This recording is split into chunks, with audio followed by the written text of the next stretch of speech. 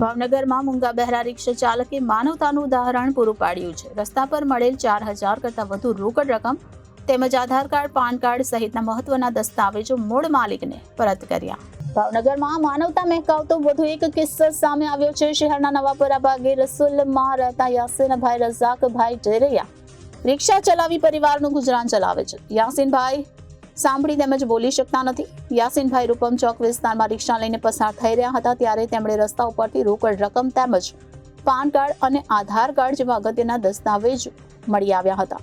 યાસીનભાઈ આ તમામ રોકડ તેમજ કિંમતી ઓળખપત્રો લઈને ગંગાજળિયા પોલીસ મથકે પહોંચ્યા હતા અને તમામ સામાન પોલીસને સોંપી આપ્યો હતો.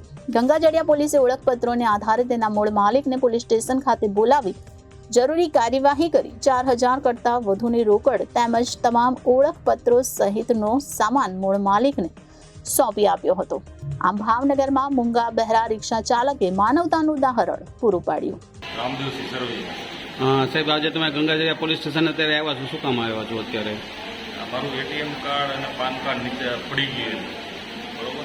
એટીએમ કાર્ડ અને પાન કાર્ડ પડી ગયા એના અનુસંધાને પડી ગયું હતું અને અત્યારે તમને એ મળી ગયું છે?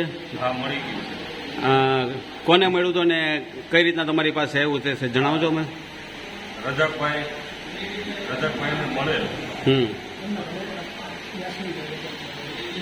એમને મળેલ અને તમારા હાથમાં પૂરેપૂરી પાકીટ, પૂરેપૂરી રકમ અને બધા ડોક્યુમેન્ટ પૂરા મળી ગયા તમને? Reporter Firoz Malik, Janadesh news, Bhavnagar.